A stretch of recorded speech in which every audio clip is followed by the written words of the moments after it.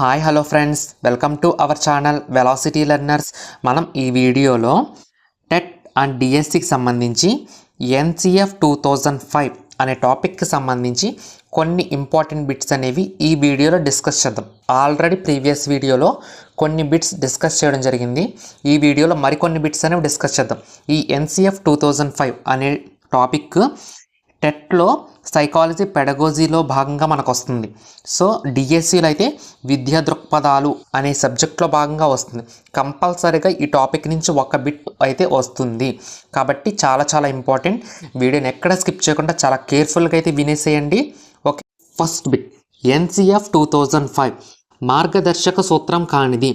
NCF 2005కి సంబంధించి మార్గదర్శక సూత్రం కానిది ఏమిటి అని చెప్పేసి అడుగుతాం జరిగింది.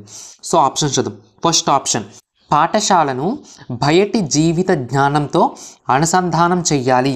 ఎస్, పాఠశాలను బయటి జీవిత జ్ఞానంతో అనుసంధానం చెయ్యాలి అనేది ఎన్సిఎఫ్ 2005 యొక్క మార్గదర్శక సూత్రమే. ఆప్షన్ 1 అనేది కరెక్టే. నెక్స్ట్ ఆప్షన్ 2, కంఠస్థం బట్టి పద్ధతులను ఉత్సాహపరచటము.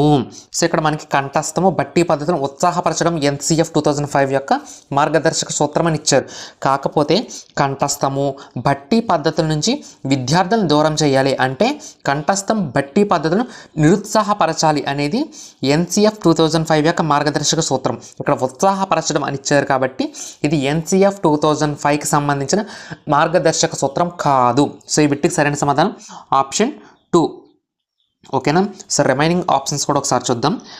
థర్డ్ ఆప్షన్, పాఠ్య ప్రణాళికను పాఠ్య పుస్తకాల పరిధికి కుదించకుండా విద్యార్థి సంపూర్ణ వికాసానికి తోడ్పడేలా పాఠ్యాంశాలను రూపొందించాలి. ఎస్, ఓకేనా, పాఠ్య ప్రణాళికను పాఠ్య పుస్తకాల పరిధికి కుదించకుండా విస్తృతమైన అవగాహనకు చోటు ఉండాలి. తద్వారా విద్యార్థి సంపూర్ణ వికాసానికి తోడ్పడేలా పాఠ్యాంశాలను రూపొందించాలి అనేది ఎన్సిఎఫ్ 2005 యొక్క మార్గదర్శక సూత్రము. ఓకే, ఇది కూడా కరెక్టే. నెక్స్ట్, పరీక్షలను మరింత సులభతరం చేసి తరగతి గది జీవితంతో ఐక్యం చేయాలి. ఎస్, పరీక్షలను మరింత సులభతరం చేయాలంటే పరీక్షా విధానాన్ని సంస్కరించాలి. ఇది కూడా ఎన్సిఎఫ్ 2005కి సంబంధించిన మార్గదర్శక సూత్రమే. ఓకేనా, చాలా ఇంపార్టెంట్ అండి. ఎన్సిఎఫ్ 2005 మార్గదర్శక సూత్రాలు 4 ఉంటాయి. ఆ 4 ఏమిటో కూడా ఈ బిట్లో కవర్ అవ్వని. ఓకే, నెక్స్ట్ బిట్, ఎన్సిఎఫ్ 2005 ప్రకారం.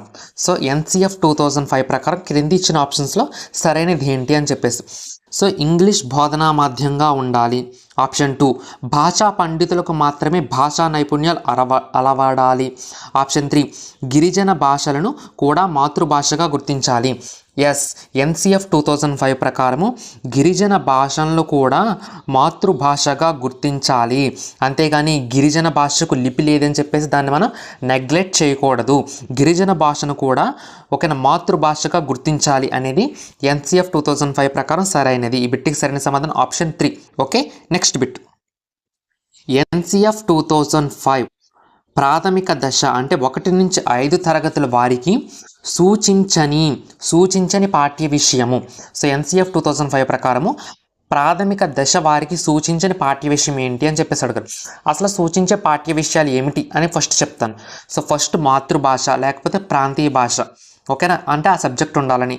నెక్స్ట్ గణితం, ఓకేనా, అదేవిధంగా పరిసరాల విజ్ఞానము 1 and 2 అంటే సైన్స్ అండ్ సోషల్ అనమాట. అంటే ఎలిమెంటరీ స్కూల్లో పరిసరాల విజ్ఞానం 1, పరిసరాల విజ్ఞానం 2 అంటాం. ఓకేనా, సో ఇది కూడా పాఠ్య విషయంగా ఉండాలి. నెక్స్ట్, ఆరోగ్యకరమైన జీవిత విజ్ఞాన కళలు. సో ఆరోగ్యకరమైన జీవిత విజ్ఞాన కళలు అంటే పని అనుభవము, కళా విద్య, ఆరోగ్య వ్యాయామ విద్యలు కూడా ప్రాథమిక దశలో పాఠ్య విషయాలుగా ఉండాలి. ఓకే, ఈ 4 కూడా అంటే ఇక్కడ మీకు మాతృభాష అనే ఆప్షన్ స్కిప్ అయింది. సో మాతృభాష, గణితము, పరిసరాల విజ్ఞానం 1 and 2, ఆరోగ్యకరమైన జీవిత విజ్ఞాన కళలు, ఈ 4 కూడా ప్రాథమిక దశ వారికి సూచించిన పాఠ్య విషయాలు. అయితే త్రిభాషా సూత్రం అనేది ప్రాథమిక దశ వారికి కాదు. ఉన్నత ప్రాథమిక విద్య వారికి సూచించింది త్రిభాషా సూత్రము. సో ఈ బిట్కి సరైన సమాధానం ఆప్షన్ 4. త్రిభాషా సూత్రం అనేది ప్రాథమిక దశ వారికి సూచించని పాఠ్య విషయము. ఓకేనమ్మా. నెక్స్ట్ బిట్, ఎన్సిఎఫ్ 2005 సమర్థించిన అభ్యాసన సిద్ధాంతము. ఎన్సిఎఫ్ 2005 సమర్థించిన అభ్యాసన సిద్ధాంతము నిర్మాణాత్మకవాద సిద్ధాంతము. Option 3 is the correct answer. Okay. Next bit చాలా ఇంపార్టెంట్, చాలాసార్లు టెట్ ఎగ్జామ్లో అడిగారు ఈ 14 బిట్. ఓకే. నెక్స్ట్ బిట్, నిర్మాణాత్మక వాదుల ప్రకారము అభ్యాసనం అనేది నిర్మాణాత్మక వాదుల ప్రకారము అభ్యాసనం అనేది ఒక జ్ఞాన నిర్మాణ ప్రక్రియ. ఓకేనమ్మా. సో నిర్మాణాత్మక వాదుల ప్రకారం అభ్యాసనం అనేది జ్ఞాన నిర్మాణ ప్రక్రియ. Option 4 is the correct answer. Okay. Next bit, విలువల విద్య, జీవన నైపుణ్యాల విద్యను బోధించాల్సిన ఉపాధ్యాయుడు. సో చాలామంది విలువలు అని చెప్పగానే సాంఘిక శాస్త్ర ఉపాధ్యాయుడు అనుకుంటాడు, కానీ అది రాంగ్ అమ్మా. సో మనకి విలువల విద్య, జీవన నైపుణ్యాల విద్యను బోధించాల్సిన ఉపాధ్యాయుడు భాషా ఉపాధ్యాయుడు. Option 3 is the correct answer. Okay. Next bit, ఒకసారి ఇటువంటి బిట్స్ కొన్ని ఉంటాయి, అవి డిస్కస్ చేస్తున్నాం జస్ట్ ఒక 1 మినిట్. అయితే పని అనుభవము, కంప్యూటర్ బోధనను బోధించే ఉపాధ్యాయుడు మ్యాథ్స్ టీచర్ అన్నమాట. అంటే మ్యాథ్స్ టీచర్ మ్యాథ్స్ని బోధించడంతో పాటు పని అనుభవం, వర్క్ ఎక్స్పీరియన్స్, కంప్యూటర్ బోధన బోధించే ఉపాధ్యాయుడు కూడా మ్యాథ్స్ టీచరు ఎన్సిఎఫ్ ప్రకారం. నెక్స్ట్, లలిత కళలు, సాంస్కృతిక విద్యను బోధించే ఉపాధ్యాయుడు ఎవరు? లలిత కళలు, సాంస్కృతిక విద్యను బోధించే ఉపాధ్యాయుడు ఎవరంటే విజ్ఞాన శాస్త్ర ఉపాధ్యాయుడు, అంటే సైన్స్ టీచర్ అన్నట్టు. ఓకే. అయితే సాంఘిక శాస్త్ర ఉపాధ్యాయుడు SUPAW. అదేవిధంగా శాంతి విద్య, ఆరోగ్య వ్యాయామ విద్యల బాధ్యతను సాంఘిక శాస్త్ర ఉపాధ్యాయుడు తీసుకుంటారు. ఓకేనా. విలువల విద్య, జీవన నైపుణ్యాల విద్యను బోధించాల్సిన ఉపాధ్యాయుడు భాషా ఉపాధ్యాయుడు. ఓకేనమ్మా. నెక్స్ట్ బిట్, ఎన్సిఎఫ్ 2005లో పౌరశాస్త్రాన్ని ఈ రకంగా రూపొందించాలని తెలపబడింది. ఎన్సిఎఫ్ 2005లో పౌరశాస్త్రాన్ని రాజనీతి శాస్త్రంగా రూపొందించాలని తెలపబడింది. అంటే సివిక్స్ అంటాం కదా, సివిక్స్ని పొలిటికల్ సైన్స్గా మార్చడం జరిగింది. ఓకేనా. ఎన్సిఎఫ్ 2005 ప్రకారం ఇది కూడా చాలా ఇంపార్టెంట్ బిట్. సో నోట్ చేసుకోండి. నెక్స్ట్ బిట్, సరికాని దానిని గుర్తించండి. ఎన్సిఎఫ్ 2005 ప్రకారము క్రింది ఇచ్చిన ఆప్షన్స్తో సరికాని దాన్ని గుర్తించాలి. 2వ తరగతి వరకు ఎలాంటి హోంవర్క్స్ ఇవ్వరాదు. ఓకేనా. 2వ తరగతి వరకు ఎటువంటి ఇంటి పనిని ఇవ్వరాదు ఎన్సిఎఫ్ 2005 ప్రకారము. ఇది కరెక్ట్ స్టేట్మెంటే. ఓకేనా.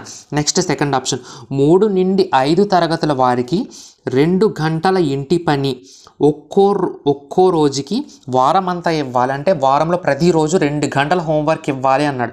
సో ఇది రాంగ్ స్టేట్మెంట్ అండి. సో ఎన్సిఎఫ్ 2005 ప్రకారము 3 నుంచి 5 తరగతుల వారికి వారానికి కేవలం 2 గంటలు మాత్రమే హోంవర్క్ ఇవ్వాలి.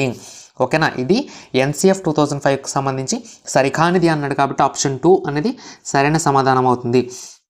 వారంలో ఒక్కొక్క రోజుకి 2 గంటలు కాదు, వారం అంతా కలిపి 2 గంటలు, కేవలం 2 గంటలు మాత్రమే ఇంటి పని ఇవ్వాలి 3 నుంచి 5 తరగతుల వరకు. Okay. Next third option. Okay. Second option దీని కరెక్ట్. థర్డ్, ఫోర్త్ ఆప్షన్ కూడా చూద్దాం.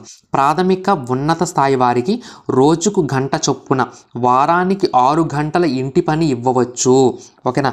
ప్రాథమిక ఉన్నత తరగతుల వారికి, సో ఎవరైతే ఉంటారో వారికి రోజుకి గంట చొప్పున, సో వారానికి 6 గంటల ఇంటి పని ఇవ్వచ్చు ఎన్సిఎఫ్ 2005 ప్రకారం. ఇది కూడా కరెక్ట్ ఆన్సరే. నెక్స్ట్, హయ్యర్ సెకండరీ అంటే 9 నుంచి 12 తరగతుల వారు ఎవరైతే ఉంటారో వారికి రోజుకి 2 గంటల చొప్పున వారానికి 10 నుంచి 12 గంటల ఇంటి పని ఇవ్వవచ్చు. సో ఎన్సిఎఫ్ 2005 ప్రకారం ఇది కూడా సరైనదే. సో ఇక్కడ మనకు సరికాని దాన్ని గుర్తించమన్నాడు, కాబట్టి బిట్టికి సరైన సమాధానం ఆప్షన్ 2. ఓకే.